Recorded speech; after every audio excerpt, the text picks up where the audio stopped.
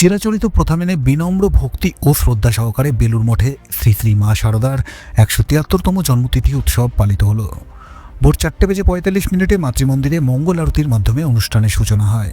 এরপর পর্যায়ক্রমে বেদপাঠ, স্তবগান, ভজন, বিশেষ পুজো ও হোম সম্পন্ন হয়। সকাল 8টা থেকে অস্থায়ীভাবে নির্মিত সভামণ্ডপে মায়ের কথাপাঠ, পদাবলী কীর্তন, ভজন সহ নানান অনুষ্ঠান শুরু হয়।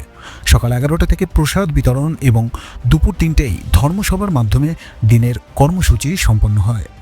এরপর সন্ধ্যায় সন্ধ্যা আরতির পর শেষ হয় অনুষ্ঠান। এই বিশেষ তিথি উপলক্ষে সকাল থেকেই দূর দূরান্ত থেকে হাজির হয়েছিলেন অসংখ্য ভক্ত এবং দর্শক। মায়ের জন্মতিথি উপলক্ষে আগামী শনিবার মুক্ত সম্মেলন অনুষ্ঠিত হবে। একটা অনুষ্ঠান হবে এটাই।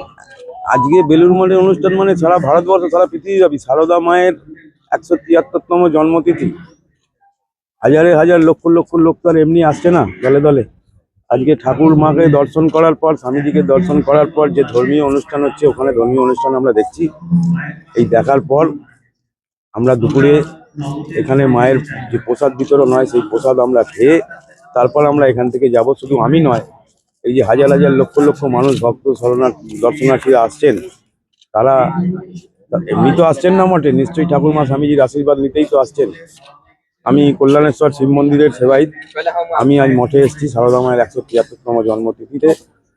আমি চাই ঠাকুর মা স্বামীজির কাছে তারা দুহাত ধরে আমাদের আশীর্বাদ করুন, জগতের মঙ্গল করুন। হাওড়ার বেলুর মঠ থেকে সুনিতা দাসের প্রতিবেদন।